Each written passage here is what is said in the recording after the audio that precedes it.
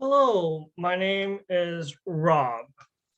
Um, Today is the first day of COP26.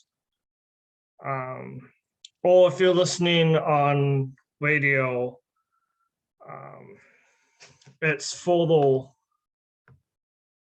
in. But today is October 31st. And this conference runs from October 31st to November 12th. And I would like to highlight uh, some of the things that happened today. COP stands for the Conference of Parties, and COP26 is a United Nations climate summit, which is in Glasgow. And then there's a United Nations climate change. They have a blog where they post updates on social media. And Patricia Espinosa, the executive of UNFCCC, opened the conference with a warning. But before that, Espinosa talked about the success that happened over the past few years with technology, communications, the new skills learned as a result of the pandemic, and acknowledge the lives lost. One quote that stood out from what I read is, quote, "We either choose to achieve rapid and large-scale reductions of emissions to keep the goal of limiting global warming to 1.5 degrees Celsius, or we accept that humanity faces a bleak future on this planet," end quote. And those two other similar quotes that we have a stark choice in front of us. And that includes death as well if we fail to act. And quote, "It is about much more than environment. It is about peace, stability, and institutions we have built to promote well-being of all." And then there was a positive note.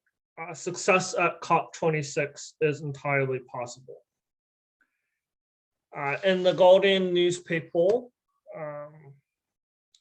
the president of COP26 summit, Alok Sharma, was quoted as saying that we need to keep 1.5 degrees Celsius alive.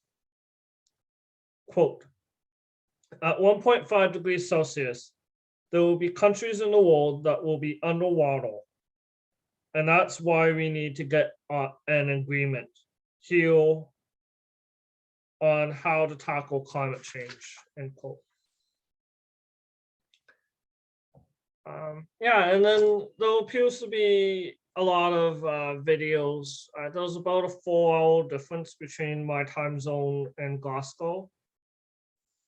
And many of the videos appear to be replayable. I wasn't able to watch all of them, but Guatemala said that they're a highly vulnerable region because of where people live, and there's a lot of poverty. Those 2 hurricanes in I think 2020 or possibly 2021. I didn't quite get that. Serious threat to food security. Climate change poses a threat to government stability. The region is hurdle.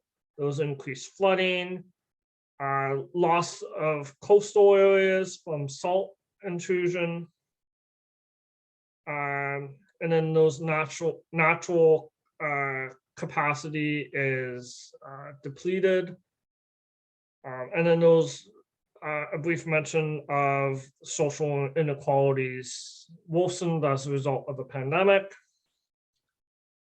And then those are requests to have for global North countries to support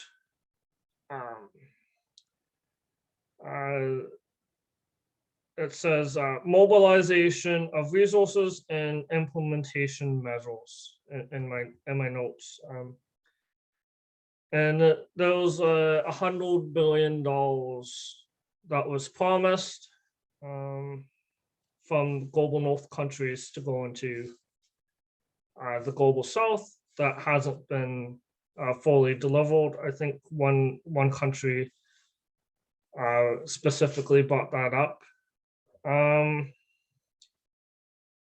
then, quote, we must adopt to what we do and prioritize Indigenous peoples. And then those strengthen platforms for Indigenous peoples. Kenya was there. They commit to an ambitious update. They were leader in renewable energy, and they're committed to a successful COP26. And I believe they mentioned that there should be more African voices at the table. And then Republic of Korea,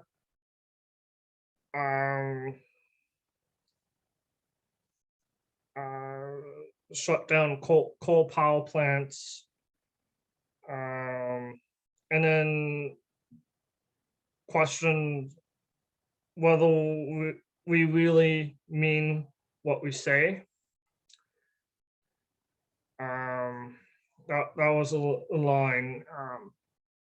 Like there was one line that got repeated, that words are not enough. There needs to be action.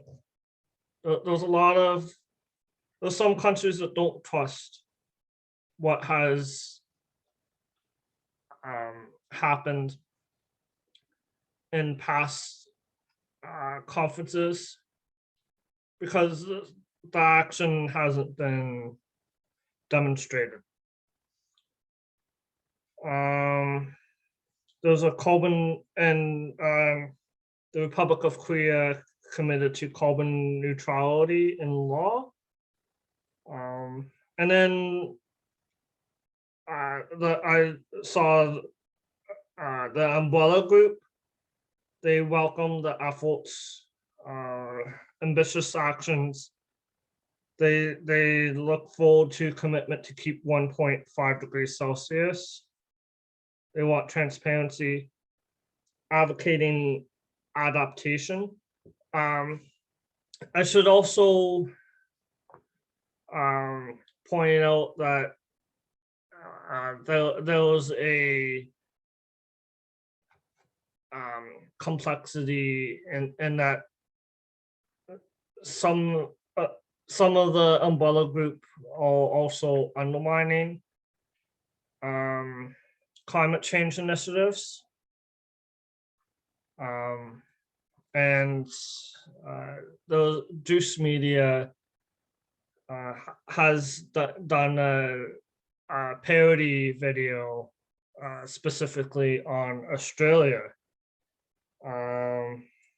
and the umbrella group specifically includes Canada, Australia, Iceland, Japan, and New Zealand.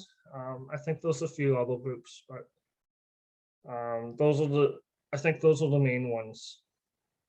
They say that transparency is the backbone of the climate agreement. They want negotiations on Article 6. They want climate markets. They recognize nature-based solutions. I do like that. And financing. But they recognize that all countries are impacted. And then they want practical, locally led initiatives that empower women, youth, poor, and indigenous populations. And then I saw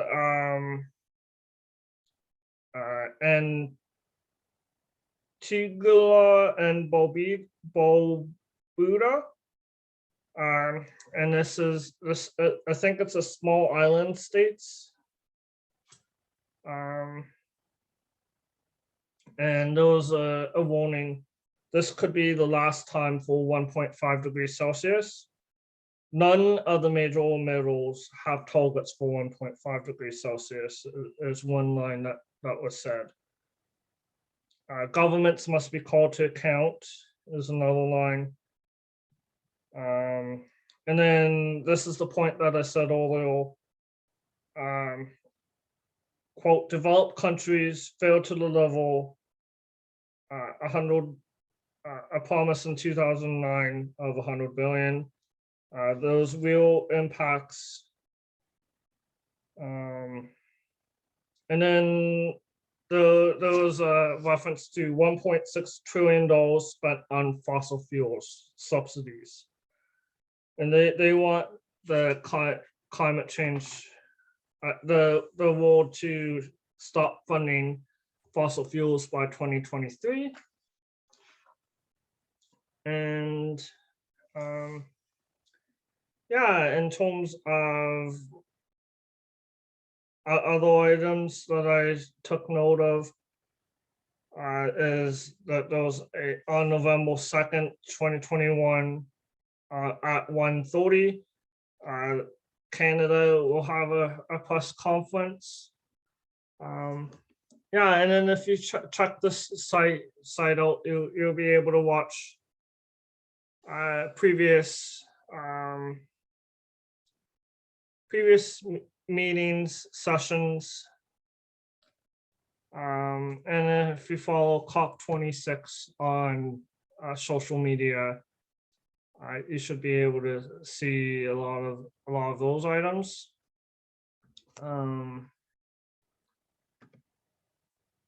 Yeah, and I hope that you have enjoy the rest of your day. Thank you for listening. And I am going to